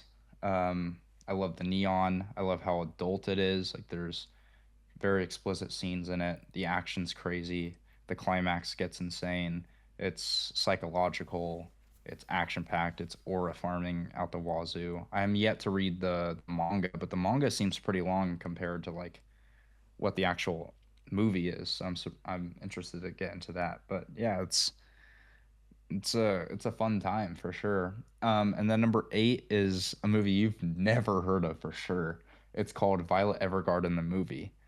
Nope. It's yeah, it's a movie. It's not very well known, but it's a movie that comes after a 13 episode series, and the series in general follows um, Violet Evergarden, and she's a robot basically, and she was built for the war. So she was like a war weapon basically because she couldn't die. So she would go into war and she would kill all these people, and then the whole show takes place after the war. So Mm. that's just a precursor basically. It never really it shows her in flashbacks of her in the war basically, but after the war she has nothing left to do because she's gaining emotions throughout the show, and every episode is a different story basically, all 13 episodes. And she starts writing letters to people, so she starts becoming a helping humans feel better basically. That's like what she's trying to learn, and through each interaction with each human, through each episode, she's gaining more intellect of what it means to be human. And so she's like getting more human and human as it goes on. And then Interesting. Violet Evergarden the movie takes place after that, and it's a 2.5 hour long movie, and it's very slow. It's like a slow burner. So like any average person would probably fall asleep to it. It's like one of the slowest movies I've ever seen. Hmm. It might be like as slow as Tar. Like that's like the tone that is going. Like it's really fucking slow, but it's the best animation I've Tar ever like seen in my life. Bellatar? Yeah, Bellatar. Okay. Or Tar like Kate Blanchett. No, no, no. Bellatar. Um, yeah, so it's the most beautiful animation. The animation is so good to where there's a shot where she's walking on water, basically, and the water looks real. Oh, cool. And I'm like, whoa, like how do they make this? Because they just put all their budget into like a movie, and they went ham. Like it must have taken them so long to make. It's beautiful. It makes you cry. It's emotional. It's like her actually. It's culminating to like, okay, she's like basically human now. Like, what does she do with her life now? Like, does she get married? Does she do this? So it's really cool. And number 7 is definitely a switch up. It's Sing 2. What? So, so Sing 2 is, in my opinion, a masterpiece. I Okay. think it's one of the greatest movies ever made, period. Okay. So I watched it in theaters with my family, and I loved it when it came out. And then I rewatched it like shortly thereafter. And then a year and a half ago, I rewatched it and I gave it a 5 star. And then I rewatched it 5 days later and I put it back to a 4.5. I cry every time. I cry to this movie every time. It gives me absolute goosebumps. It's funny as fuck. It's smart as hell. I love the whole idea of like building a stage play. It's way better than the first one. I fucking hate Sing. Like Sing is a horrible movie. And then Weird. Sing 2 blows it out of the water. I'm like, Okay. "Whoa, how does this come from the same director, the same cast?" The music is incredible. All the remixes that they do, Sky Full of Stars by Coldplay is so good in it. Uh, and then they literally have Bono play the tiger, and uh they sing his song, and you just hear the reactions from the crowd. I know it's not real, but like you hear the reactions of the crowd, and it's so beautiful hearing Scarlett Johansson sing with Bono, and they're singing a great U2 song, and it gives me Oh my goosebumps. god. And the ending is amazing. Sing 2 is I perfect. didn't know this Like about you. no, dude, it's like it's for sure like my biggest guilty pleasure. I'm not gonna lie. Like it's not like, oh, I don't understand why no one else likes this. Like I'm not like that about this movie. It's very like I don't know what hits me about it. It's just very personal about like why it's so funny to me, why it hits every beat it's trying to go for. All the characters are really cool. Um, so yeah, I absolutely adore Sing 2 for sure. Awesome. Um, and then another flip of the switch from Sing Yeah. 2 is A Silent Voice, which All is right. also it's just also like just very depressing. This movie, I will say, is very personal to me. It deals with suicide, which I've dealt with a lot in my life. So yeah, it's a movie that actually saved my life in high school. There was like a day I was like almost gonna kill myself, and then I watched this movie and I didn't do it. So it was like a huge movie to me. So it was a 5 star for a long time, and I rewatched it recently. Um, just because I'm not in that mindset anymore, it's not perfect to me. But it's still like Right. peak. I like the animation. I like how slow moving it is. It feels like I would love to see this in a live action, honestly. Like I think it would do really well in that space. Um, Directed by a woman, and you can kind of tell. I love the character progression of like going from a bully to like falling in love with the girl. My biggest thing is actually that the culmination of the relationship doesn't end with them together. Like it kind of ends on like a friendly basis, which I don't like at all. That's one of my biggest knocks on it. Of like, man, I wish that they would have kissed at the end or something. Like that would have been cool. But it's just a very emotional movie, um, and it deals with very heavy themes for sure. It has like some funny moments in it for sure. Yeah, it's a great movie. So that's my 10 through 6. Okay. My okay for my top 10 animated movies. My number 10, I put Nausicaa of the Valley of the Wind, Wow. which Okay. is, you know, I could go with a lot. I could go with, well, I guess, okay, I don't want to spoil my list, but I could have Okay. went with other movies for this.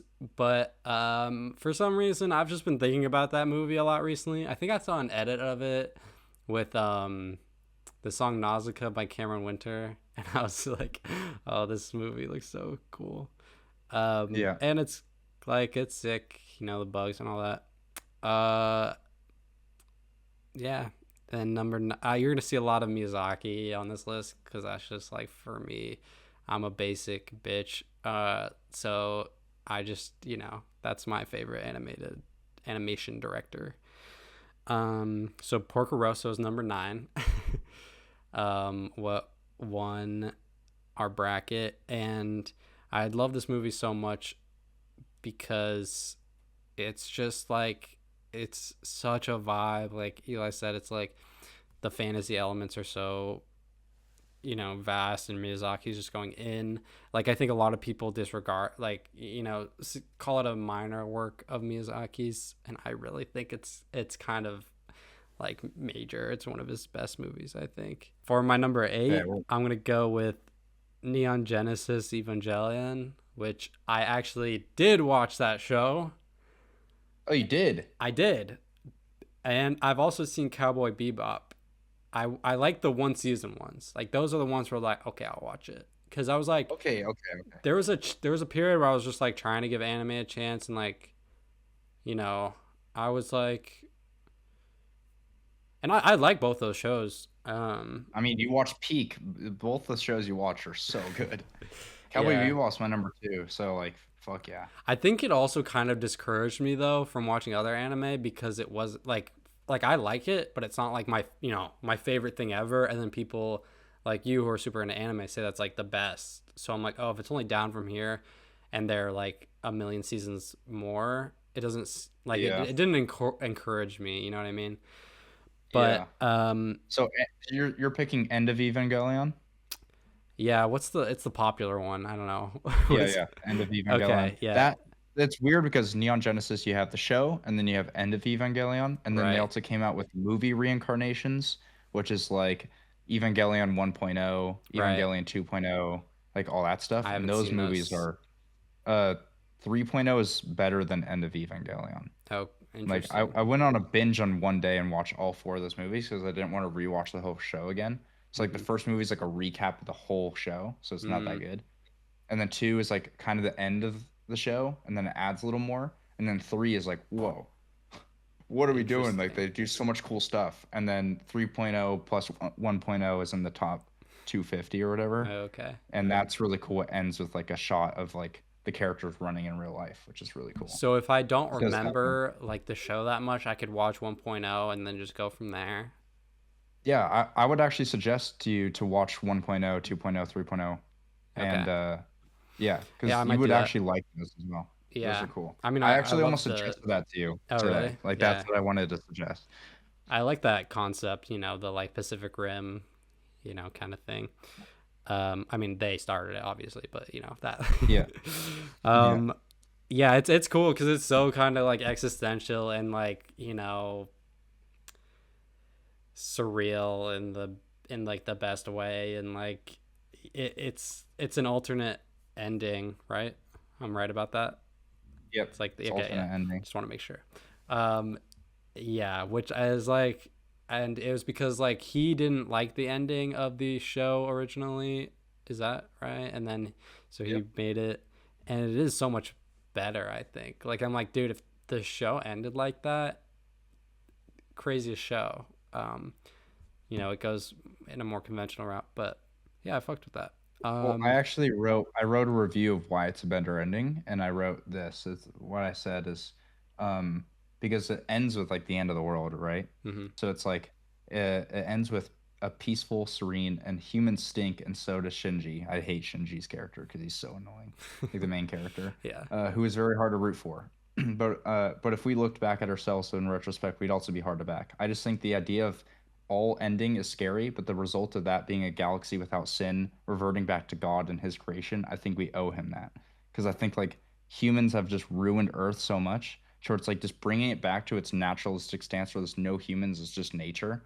Like we owe God that. So I think End of Evangelion like gives gives a creator that peaceful like okay they're gone type of thing where it's like okay this is how Earth should be. You know what I mean? Mm. So I love that ending for sure. And then my number 7 is Shrek 2. Shout out. There we go. There we go. Yeah, we talked about it a lot before. It's great. It's probably like, definitely like one of the best American animated movies. I think it has aged very well, and it's funny. It's got good characters. I always just like Shrek as a kid, so there's a lot of nostalgia with Shrek in that world for me. That's kind of like I really like the Shrek movies because of that. Um, so yeah, and then my number 6 is Coraline actually, because I really fuck with Coraline, and it's just like I could watch that. That's like a comfort movie. It's just I love the vibe. I actually I get more from it each time I watch it, which is rare for me with animated movies generally. um, Yeah. and yeah, I love stop motion, and yeah, it's Coraline. Cool. Well, my number five is Howl's Moving Castle. Um, I think it's very similar in tone to like Tangled to me, where it's like the pinnacle of like a fairy tale.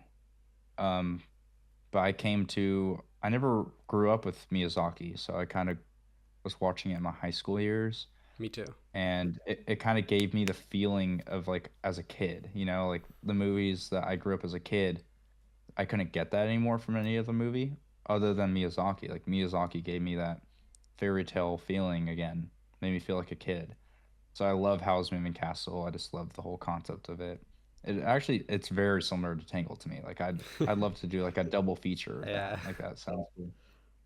And then my number four is Whisper of the Heart, Ghibli movie, not directed by Miyazaki. It's so good. It's so romantic. Like I get a lot of goosebumps from that movie. I watched it on a first date, and she fell asleep, and it was like Really? beautiful. Wow. Yeah, she like Yeah. felt she was already tired. We were like out shopping for 8 hours. Oh, So okay. it's just like her really tired and like just a girl I'd never met 8 hours ago was like Yeah. sleeping on my shoulder and I'm watching a great movie and it was like really cute. Crazy first date. Um, I know. I just love that movie. Yeah, it's also like kind of ground. It's like also like you got the lo-fi girl in it. Like that's pretty cool. So, and then my number three. So I will say my top three are like far and beyond like the best. Like the top three is easy for me. Same. My number three is My Life as a Zucchini. I think it's the best. Oh, I think it's yeah. the. I think it's the best written animated film. Sure. I mean, Celine Sciamma's really good at writing scripts. Yeah. It's also just like very small. Every line of dialogue's perfect. I like the animation style. It's very cute. Um, and you can love it as an adult and as a kid. So you're a perfect movie for me. The only thing that gets really closer is Perfect Blue, which is my number two. Perfect Blue. It took a while for me to actually get into it. I think 4 watches until I got to the point where I am at today. Like kept going up. It was like a 3 and then a 3.5 and then a 4 and now it's at a 4.5. Oh, So it's cool. just like slowly growing. I don't think it will ever be a 5 for me though. I think there's just little parts of it. It's very, very mature, honestly. Like obviously, like the rape scene is very obscene. It's very hard to watch. It's weird to be like, man, someone like animated this. Like they had to spend every frame like It's really, animating a rape scene, which is really crazy. yeah. Um, but it's like I like how there's something new to discover every watch because it's very confusing. As with every Satoshi Kon. I mean, actually, not really. I mean, Tokyo Godfathers is pretty chill. Um, but yeah, Perfect Blue is just amazing. It has like this whimsical, dark feeling to it, where it's like you're watching a movie on the dark alley or something, and Yeah. Definitely it's a really night cool. movie. Yeah, yeah. And my number one is Far and Beyond the Wind Rises. Like the Wind Rises is perfect. It's in my it's in my top 10 movies. Um, yeah, I think it.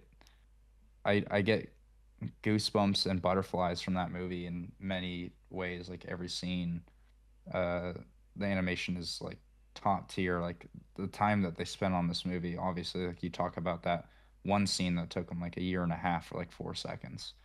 Um, but Far and Beyond, I think the part that I love so much about it is actually the romance, where it's actually done maturely in a way where it's not like any other anime. I watch shows of anime and it's like a romance and the last scene is them hugging and I'm like, are you serious? Like what?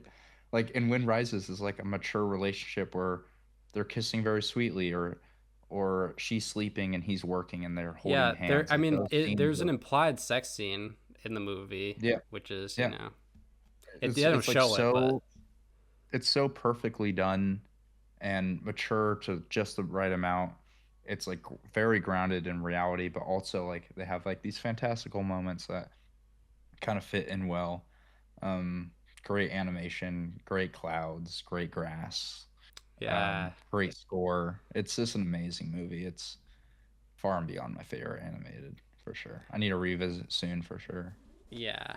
I mean, I could watch if I'm ever like in like a bad mood, I could watch that movie and like, I mean, not that it's the happiest movie, you know, No, it's pretty sad. it's pretty Yeah, sad, but like there's something about it that's so like warms my heart. yeah, yeah. Okay. So for my top five, my number five is Tokyo Godfathers, which is my favorite Satoshi Kon. Really? Okay. Yeah, I just love it. I think it's so. That was just. I just think it's so sweet, and it's. I think it's a remake of. I know it's like a. I know there's a John Wayne movie. It's like, um, Three Godfathers, I think, or something, and like I don't know if it's a story before, but no, I think like each character is so interesting in that movie, and I think there's some like emotional parts that are really effective, and I really loved, and it's just sweet and great. Um, They have a transgender in it, which is really yeah, cool. yeah, yeah. No, totally. And And it's what year did it come deals with out? homelessness. When did it come Like, out? I don't. Yeah, 2003. Yeah. Okay. Yeah. I mean, no. Yeah. It definitely felt ahead of its time. I remember thinking that when I watched it. Um, but yeah, no. I highly recommend. If someone out there has only seen Perfect Blue or Paprika or something, like, I Yeah, definitely recommend that one. great Christmas movie. I watched it on Yeah, Christmases last year. Christmas movie for sure. Yeah, great Christmas movie. Um, then my number four, which is gonna make you mad, is The Boy and the Heron, which I love. I think is major Miyazaki. It's like it's You mean worst Miyazaki? You mean no, worst? it's his second. Wait, no, third best Miyazaki. um, Brilliant, so good. I mean, I think it's. I need to watch it more and more because I think there's like parts of it that I don't fully understand that I think I could really, I think it needs a few more watches. But it deals a lot with like legacy and like, kind of, it's crazy. Oh, it's so good. I need to watch it again. I watched it in theaters and um, it was a great experience. And I think it might be his like best film in terms of like animation. Like I think the animation there is my favorite of his. And then I watched, or no, then my number three is Princess Mononoke. Um, you Which I know, also don't like. really, Jesus, this guy doesn't know I need to rewatch Miyazaki, these. blah I blah need to blah. rewatch these. I need to rewatch these. No, Give me time to rewatch. no, it's just, yeah, I love. I watched it on a phone in an airport. I Oh, don't have really? much, so I need to Yeah, watch it on a big screen. Jesus. Um, that's funny. Yeah, no, I love Princess Mononoke. I mean, I think like it's what to say about it. I love there. I think he goes into a different era of like his animation style in this. Like, there's a lot of like great shots of like shooting the arrow and you're like with the arrows and everything feels so like visceral and like I think the creatures in it are beautiful. Like there's some really like beautiful like nature in it that I think is like very formally important. And I think the like two leads are really interesting. Um like just really interesting characters because um they're a little more grounded, I think, than his others. And I don't know. It's a different. I really think Princess Mononoke is a lot different than his other movies. eh, in a weird way. Oh, for sure. It's more Um, mature as well. yeah, it's gory too. There's like a lot of blood Yeah. in it and stuff. Is it his only PG-13? What's Wind I Rises? think it PG. PG for sure. Yeah. It might be. I can't think of. Yeah. Some of them have action. I don't know what warrants like the Yeah. ratings, but Yeah. yeah, so that's what I'll say for that. My number two is Guillermo del Toro's Pinocchio. Yep. I knew it. I love that movie. I have, I mean, I literally cry every time I watch it in multiple parts of the movie. I think the animation is gorgeous. Like, I mean, I love stop motion. I think this is like the best stop motion I've ever seen. You could tell there's so much time. With any stop motion, there takes a lot of time, but like, man, it's so good. I think it's just like and it makes me like I when I think of like the other Pinocchios, I think I even watched the remake Pinocchio. I don't know why I watched that, but like I was like, wow, like Disney is really missing the mark on like how to do Pinocchio. And like I've seen a couple other weird adaptations of Pinocchio, and it's just like the perfect Pinocchio story. And what else to say? I mean, Jiminy Cricket, I love is like Ewan McGregor or something. Like, I think that's. I mean, there's one moment like at the end with the whale that makes me really emotional, and I think There's a bookend in it that's incredible. And yeah, I watched that with my like dog the day before my dog died, and so like I'll always like feel so. It was such like a beautiful like last day with her, and so I'll always like think of that moment. Yeah. Um, And Yeah. so, and I have, other like personal ties to like what the movie's about, and I just love it. It's so good. Yeah. But my number one is The Wind Rises. We have the same number one, which I just watched recently. And it's beautiful. Like you said, it is so romantic. And that's, I definitely remembered that. And I watched it last week or whatever. And the romance doesn't start until pretty late in the movie. And so it was interesting because I was like, oh, I don't think it has enough time. And they're not even together. Like most of the movie, they are not together. Like he's working, um, in a completely different place than, she's like sick, right? And they're not together a lot of the time. But for some, I don't know how he pulls this off. It's like the most romantic movie I've ever seen. Like He it, love bombs you. He love bombs you. yeah. Like they would they fall in love by playing with like a paper plane. Oh my fucking god, dude! It's so good. It's so much about like him as an artist and his feelings about I look at after watching I told you about the documentary I watched on him. I think a lot about the Italian guy as Isao Takahata now. I don't know, like I don't have any proof of that, but that's kind of like how I see it now thinking about it, because it was like an artist that Miyazaki like really looked up to. um it probably is someone else, but whatever. Um, Yeah.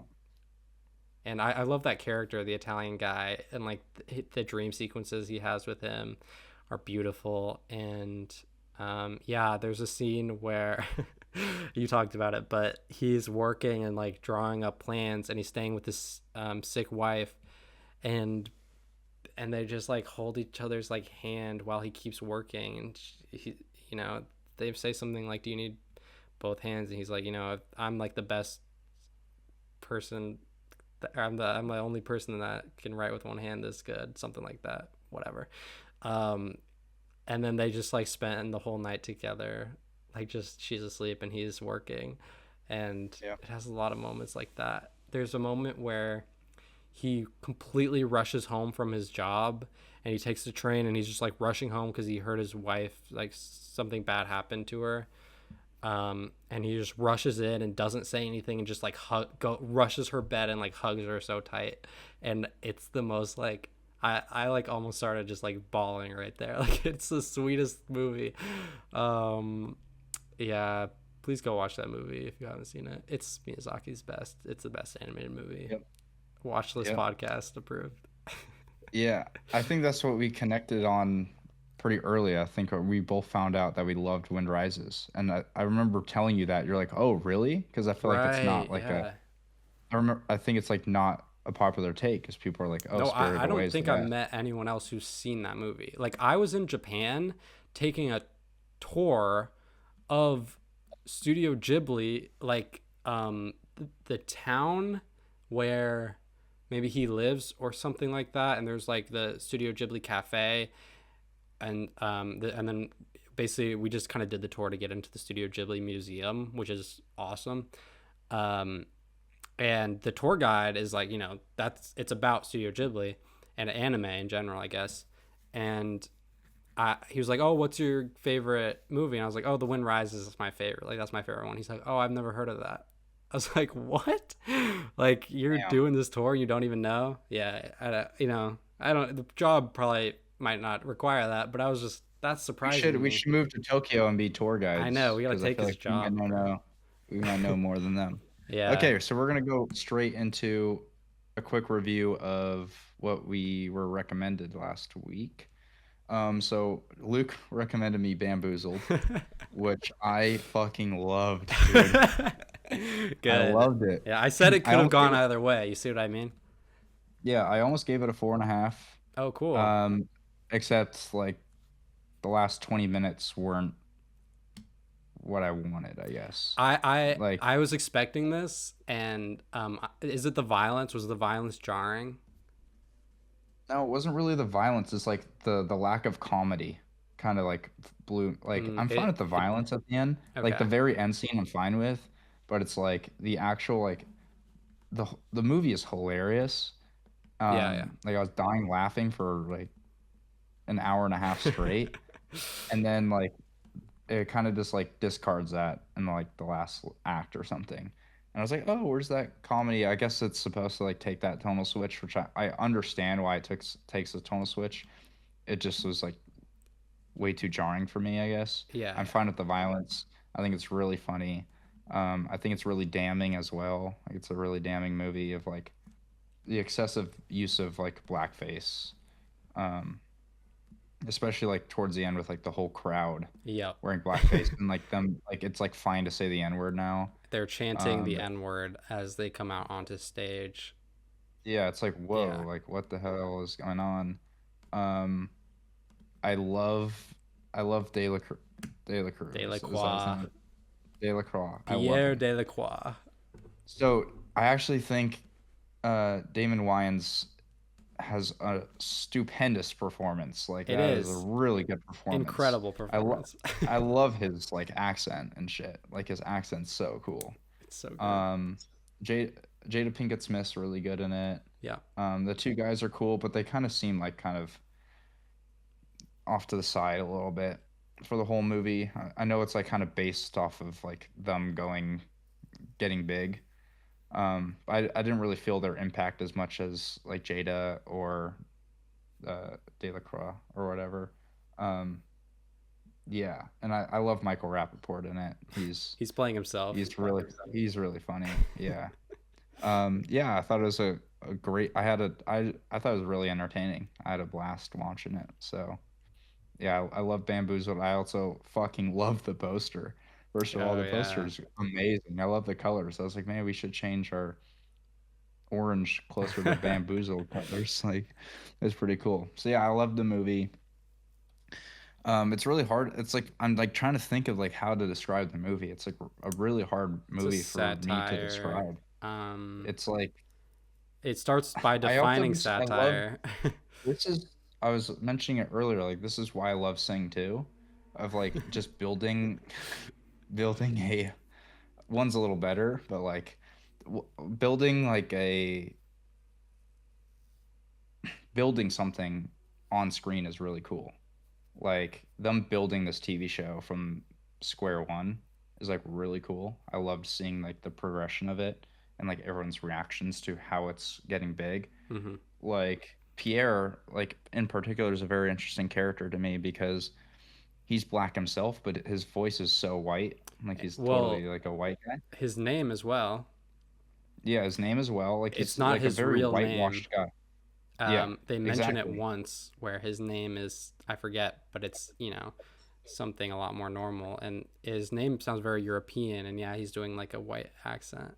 Um, Yeah, but it's like his reactions to his show getting popular. He cares more about his show getting popular than like the actual ramifications of what's going on. It's like he even has that dream sequence of like him getting all these awards of like, oh, this is I'm so excited to win all these awards, and he's being like super energetic. He's like, I'm gonna be the people's favorite black person. Like, it's like I love that reaction to it. yeah, And I think who's is it? I forget who it is, but it's Jada Pinkett Smith's brother yeah, is my it's favorite character in the Most movie. Def, isn't it? Or it's like the black is The I don't it's know. like the rapper He has Most a Def. I'm pretty sure. yeah, he has a weird name, but he's my favorite character in the Big Black Africa. Yeah, That's yeah, his name. yeah. So Oh he's my no, it's favorite not character. Most Def. Wait, is it?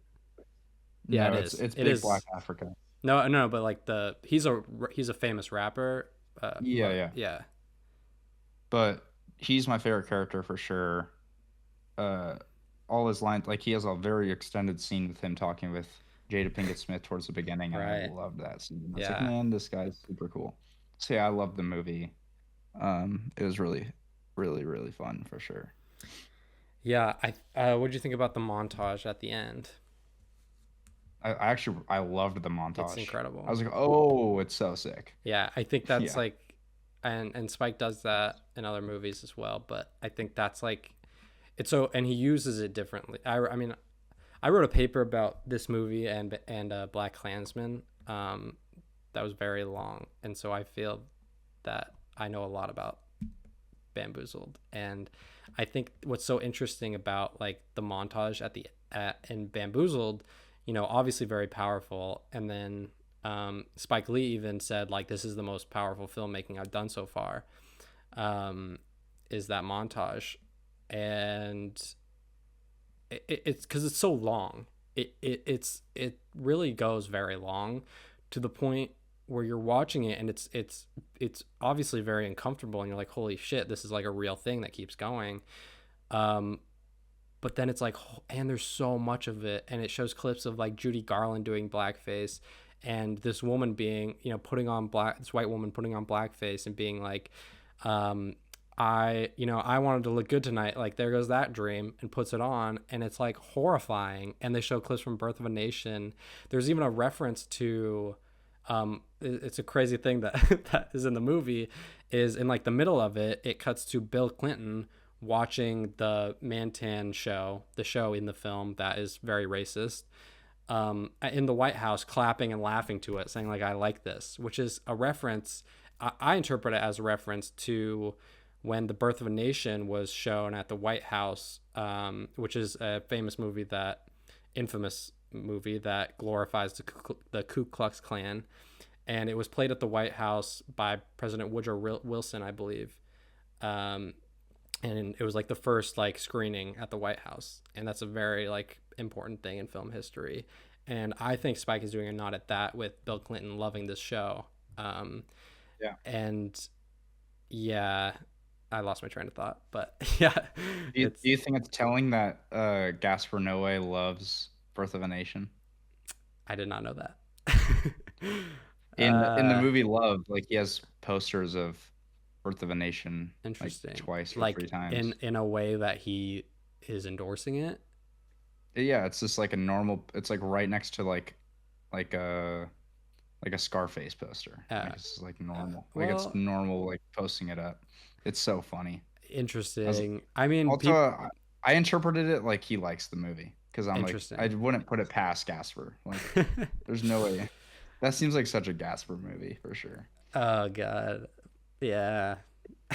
I haven't seen it, Okay, so what do you but think about right, yeah, yeah. Who Killed Captain Alex? Yeah, no, Who Killed Captain Alex was fun. I liked it. Okay, I actually think I was approaching it kind of maybe kind of seriously, which I think the film deserves. And hear me out here, okay? Because like I think people are making it kind of this thing where it's like low budget and the special effects are silly, and almost like disregarding it as like a real movie. And I think it actually works like as a movie. Like I think there's really good filmmaking here. So that was, I was kind of like pushing towards that because I think everything involved, like I think it would lead people to not take it seriously, which I think is kind of disappointing because I think it earns that actually. And the special effects are good. I think I can make a good argument as like why they're genuinely good, and like because it's not easy to do even with no budget, or even with a budget. That there's like even moments, if you're not talking about the helicopter scenes are obviously just funny, but the like when they like stab people in the neck and stuff like that, like it looks pretty real, and like there's some stuff in there that like I'm like, oh, it looks kind of good. And you can tell this director, what's his name? Nabawama IGG. IGG. Yeah, you can tell he is like pretty decent like composition, and like he's shooting things like in an interesting way where I want to know like what, because he's self-taught obviously, and I want to know like what movies has this guy seen where Yeah. he's I'm sure maybe that information's out there. Okay, here is the thing that you might disagree with. I had an issue with the voiceover DJ. Oh, that's the best part of the movie. That is the best part of the movie. That's what makes the movie so fucking funny. Like it's like so absurd. It's so funny, dude. It is, and I'm not saying like I don't like it as a whole. Like I think it makes the movie good. Like I wouldn't remove it. However, it works the best when it's a voiceover on like um that kind of like montage or like action or like things like that. But then it's during it lasts for the entire movie, and I kind of like it kind of like makes it a little boring because it is explaining things.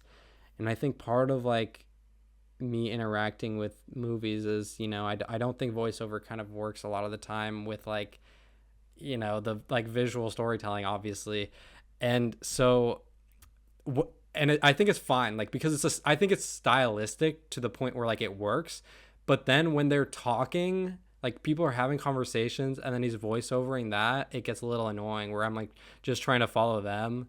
So it was like bothering me like in those parts, and then like the shtick is kind of like, but like there's parts where like it's really funny. Like there was the time I like actually laughed out loud in the movie was when, because it caught me so off guard, where they were like, it was this woman and a guy like climbing over a wall, and you could see like her whale tail, like her panties sticking out while she's going over, and then he goes like, whoa, lady's got panties or something like that. And I was like, bro, what is this, what is going on? Like I didn't think he'd call that out. And he has other funny moments, but I think it would have been a lot better if it was more limited. But I think like I'm curious of if the purpose was for English distribution, and so like, which is confusing because there's subtitles obviously. But I'm like, I don't see a reason where he wanted this over the whole thing. Maybe he just did. They probably filmed the movie and then they gave it to him and said, "Say what the fuck you want," Yeah, because he it's just one says like the take. most, It has to be, right? yeah, it has to be. He's saying it like off the cuff. Yeah, he's just It's like watching it. it's like you're listening to someone watching Yeah, it, it's like an audio and commentary of it's DJ or so whatever. funny. Like Yeah, he just says like the most. There's so many lines in that movie that like I love when they're doing like a little karate fight on like this riverside, Ugandan and Bruce he's like, Lee. "Yeah, you gone to Bruce Lee. This Bruce ain't Bruce you. Liu. This is Bruce you." And I'm like, Yeah, this is so fucking funny. Or there's like this. There's funny moments where it's like so ridiculous. Where like these people are like standing on like a high beam, and these people are like with guns and they're walking beneath, and you could clearly like they could clearly see that guy there, but they just yeah, walk yeah, right past him, and it's like so ridiculous. I think it's just such a funny move, and like it immediately tells you what you're getting into with that first scene with the helicopter coming in. And it's like, okay, I'm not watching a typical movie. Like this is so I just find yeah, it yeah. like I've never seen anything like it before. It's so ridiculous. I And want to it's watch just his so other cool. movies. People like his other movies too. Yeah, I watched Bad Black. I didn't like it, but Yeah, like it's just maybe just because I watched it like right after and it has the same commentary stuff right. Gets to where old. it's just like I got sick So of it maybe I after wouldn't that. like it. Yeah, so it's just so funny. And But in it's the like middle of cool the to see movie, these. they're like, "Oh, make sure to check out Bad Black coming soon." Oh my gosh, have you seen like the end credits? It's like we also got, and then No. they name out like 15 new movies that they're gonna come out Oh, with, that's awesome. which haven't come out yet. Well, It the end credit rolls and it's like this is dedicated to grandmom, and then the song is about like my mother's mother, who raised my mother, and I'm like, wait, this is really sweet. Like I was like, oh, this it's is so really like sweet. intention. It's so it's such a singular movie where I'm like I Yeah, can't get over this. It's no, it's so really fun. cool. Yeah, it's such a cool movie, and um, I mean, yeah, I'm trying to think of like other funny parts. The Bruce Lee guy, Ugandan Bruce Lee, there's when he's like fighting everyone, it looks actually kind of good. Like I'm Yeah, no, it like the does. choreography, I'm like this is really impressive for, just being just like probably just there having fun. Yeah, None of these guys are professionally trained. Um, yeah, no, it was really cool. So, you can but like tell too that like you can tell too that they're like the whole village is like backing this, you yeah, know? Like this is totally. like their big And moment. they're having fun too, which like They're having so it's much not like fun. this It's like guy's makes like me so making these happy. people be a part of their movies, which is like how I feel like being a student filmmaker and telling my roommates like, you guys, can you help me out, please? And they were like, oh, fine. Like these people, they're having so much fun. Like you can tell they're having a blast making this movie. I just looked up quotes from the movie, and Okay. it's on IMDb, and it's like VJ will just be like dinosaurs, like just Oh, that, random yeah, no, because there's a bunch of birds, and he just goes, "Wow, dinosaurs." That was dinosaurs, really funny. he's talking to himself. He's like, "I'm making German food. German food? We found German tourists. We are cooking them. Oh, very, very good. Save me the head, like Predator." Or he'll run and be like, "What the fuck?" instead of saying "fuck." Oh Uh, man. Tiger Mafia, the most deadly gang in Uganda. They walk slow because they think slow. Slow, but sure. I remember that. Mafioso. Yeah, he Like says it's just Tiger Mafia probably like 100 times in the movie. Like every time they show up, he's like Tiger Mafia. It's like I okay. see this one where it says, "Who's the bitch?" And then Richard shoots his wife and says, "You." I can't, dude. Everybody in Uganda knows kung fu. Ugandan kiss. Like, it's just so hilarious. Movie, movie, movie. I love that line. Uh, Drop the bomb, man. It's just so hilarious. I can't get over it. I feel like I just need to take a long time before I rewatch it again.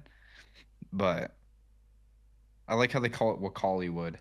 Like it's like their own Oh, Hollywood. I Wakaliwood didn't even movie. think of that. Wakaliwood movie. Is that really what the village is called though? Yeah, they're called Wakali, but literally Oh, they have their Hollywood. own like Okay. they have their own like production team. Yeah, that's Like you awesome. if you like click on their movie, like it'll say it's like produced by Wakaliwood Movies, which Yeah. is so funny. Yeah, that's And they just awesome. have like a bunch of movies. Does this movie like put them on the map? Like this Yeah. movie, It starts like fantastic. they did not think anyone else outside of their village was gonna watch it. They have 12 movies for Wakaliwood. Cool. Like, bro, what? It's so hilarious. I want to watch. They have a movie called Once Upon a Time in Uganda. I want to watch. Oh, I think it's a documentary about them. that's oh, there's a sequel to Who Killed Captain Alex. Yeah, it's not come. It hasn't come out yet, huh? Yeah, it's gonna come out sometime. I Um, need to watch this documentary. It's literally a documentary about him. that's cool. Yeah, I would watch that. All right, should we jump into our recommendations Yeah, yeah. for What do next you week? have for me this week? All right, so for this week, we're both recommending each other animated movies, staying on theme. And you actually brought this movie up earlier in the episode, and I was Okay. trying to not break. I'm recommending to you Waking Life by Richard Linklater. Okay. Okay. Um, because you haven't seen it, and it was hard for me to find an animated movie that I've seen that you haven't, that I Yeah. liked at least. And yeah, it's really good. And you like Linklater, right? Yeah, I love Linklater. Yeah, So so yeah, it's rotoscope. excited. It's cool. If you like Flea, right? That animation. Yep. Jesse and Celine are in it from Yep. before. And yeah, I don't know. It's a cool movie. I fuck with it. I've actually been wanting to rewatch it. I think I might like it more on rewatch. But yeah. I'm having difficult picking one for you because I have like six I'd really like you to watch, and I know it's really hard for you to watch a animated film, so I'm like trying to make this worth it. Yeah, These are all it's hard for me to most of like. these are most of these are on your watch list. So, That's cool. oh man, I'm not gonna recommend you that one because I'm gonna suggest to you Mind Game Oh, is that? because I think I know what that is. it's it's anime, but the coolest thing they do about it is they integrate live action into it, which is really cool. Yes. Um, it's really quirky, it's really fun, and it has like a similar like you mentioned the boat like the whale scene in Pinocchio has a very similar scene. It also has the best sex scene I've ever seen in my life. I will be interested. I'll Okay. be interested to see if you'll notice the sex scene because it's not traditional sex. Okay. It's like I got it, but I was like looking it up. Like a lot of people like didn't get the reference. It's like really interesting. Interesting. Um, yeah, I was gonna suggest you Cowboy Bebop the movie, but I was like I'm gonna mix it up a little bit because like Sure. you've already seen Cowboy Bebop, you kind of know what you're getting into. Mind Game is like I'm gonna Yeah. blow your bubble a little bit because it's unlike anything I've seen. Because like I'm trying to go on trend with that. Because like you've seen so many fucking movies, where I'm like I'm just gonna expand his mind and let's Yeah. see what comes Who out of killed it. Captain Alex? Yeah. Yeah, Who No, Killed yeah, I Captain like Alex? it. Now we're going Mind It Game. Mind Game's just as weird. It's actually really fun. It's well animated. I actually really like Masaki Uesa because Night is Short, Walk on Girl is really good. That's a really quirky movie. cool. Ride Your Wave is all right. Um, yeah. So yeah, I'll be interested to see how you like that movie because it's definitely a time for sure. Yeah, awesome. I've heard of that a lot. I think it's pretty like I've heard of it on like TikTok. Like people talk about like the weirdest movie or like stuff. So I've always been wanting to check it out. Yeah, you'll see heads come out of bums. Like that's how Okay, weird it gets. It gets pretty strange. They really push the medium of like what an animated film can be. that's cool. Because it's like, Yeah, let's put a human head on an animated body. And it's like, oh, I've never seen that before. yeah, I like So it's that. pretty cool. Cool. I'm Yeah. excited.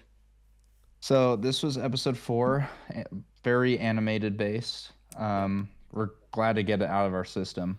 I'm so glad. Um, yeah, yeah. We're gonna get back onto different stuff after this because animation is definitely not like my favorite thing to talk about. It's hard to find like mature animated films now that I'll like. So hopefully Mind Game is that for you because it's very, Yeah. very And Waking mature. Life too. And It's Waking it's Life too. definitely not for Cool. kids. Yeah. Doesn't he have another animated film or am Yeah, I he has. I haven't seen it, but people say that's like his best rotoscope. Um, which I'm totally blanking on the name.